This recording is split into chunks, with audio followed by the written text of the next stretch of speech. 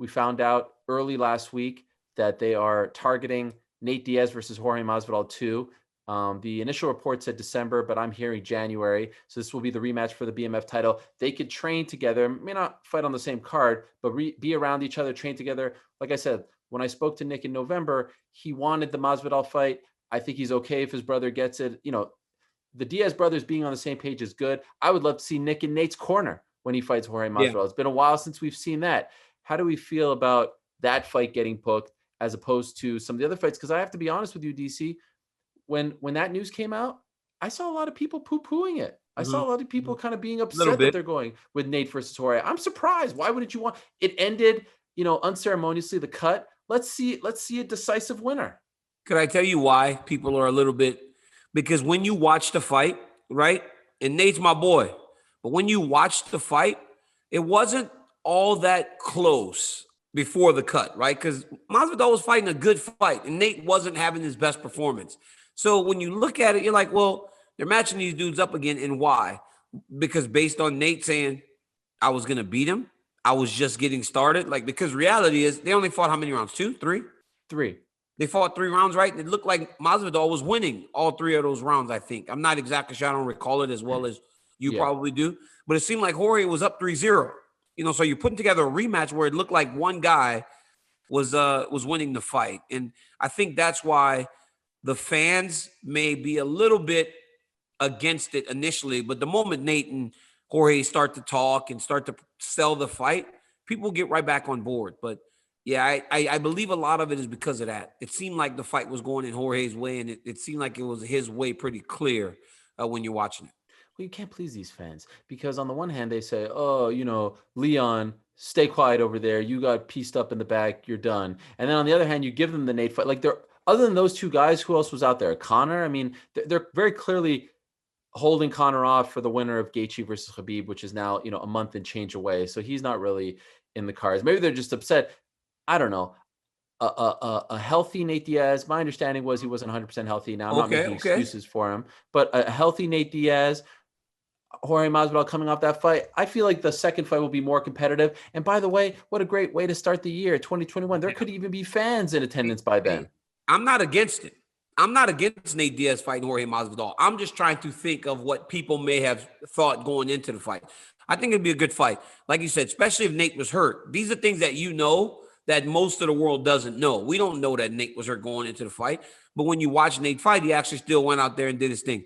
But Jorge Masvidal and Nate Diaz, the fight itself, I think it's a tough fight every time for Nate because Jorge is so powerful. He's so polished in the stand-up. He's got good enough cardio to stay with Nate. I think if Nate goes out there and tries to wrestle a little bit more, engage him more in the grappling, I think his chances go up quite a bit. So great fight, exciting fight. People are going to tune in.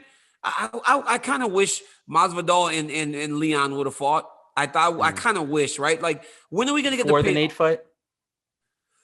Just when are we going to get the payoff to that? You know what I'm saying? Like, you know what I mean? I'm a wrestling guy, right? I like the slow build. I love the slow build, right? I love when Cena and The Rock are doing promos for a year before they wrestle. Only 2 matches, both at WrestleMania. I'm into when Hogan and the Warrior, those guys did promos and they had their program that went an entire year. I love that. I love when Shawn Michaels was chasing the championship for the first time and it took him a year to get it. You know, the boyhood dream has been realized. But at some point, you have to pay it off, right? So you saw that it started at the backstage brawl, the 2-piece and what is it, 2-piece and the soda?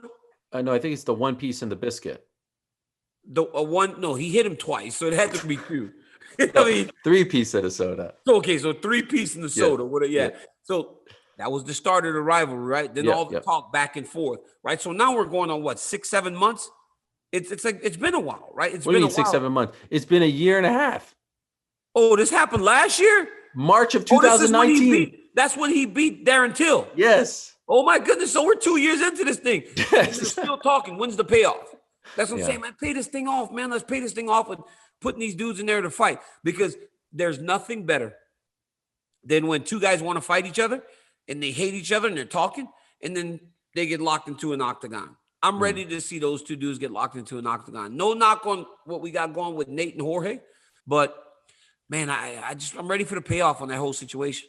I agree. And his team gets so mad at me every time I bring it up. I got into an argument with his manager, Abe Kawa, last week. Like, oh, why would you advocate for them? Like, I'm not advocating. Like, if the shoe was on the other foot and your guy got punched backstage, they don't like when I say jumped or tagged. Like, if your guy just got punched, then you would want to exact revenge on the guy who, like, this is just a natural, the storyline would be great. It's basically a mini version of Conor and Khabib in Brooklyn, right? A mini version of that. A mini version. Like, there was an altercation. Now people want to see the payoff, but it doesn't seem like we're getting the payoff anytime soon. By the way, that's on Rocky though, man. That's on Leon a little bit. He went into Jorge's face, and I mean, you gotta expect a dude like that, a fighter, to hit you if you're gonna get in the face. You can't just like not be prepared to get punched. So yeah, I mean, I'm ready. I'm, like you said, I'm ready for it. I'm ready for those dudes to fight. Thank you for watching ESPN on YouTube. For live streaming sports and premium content, subscribe to ESPN+.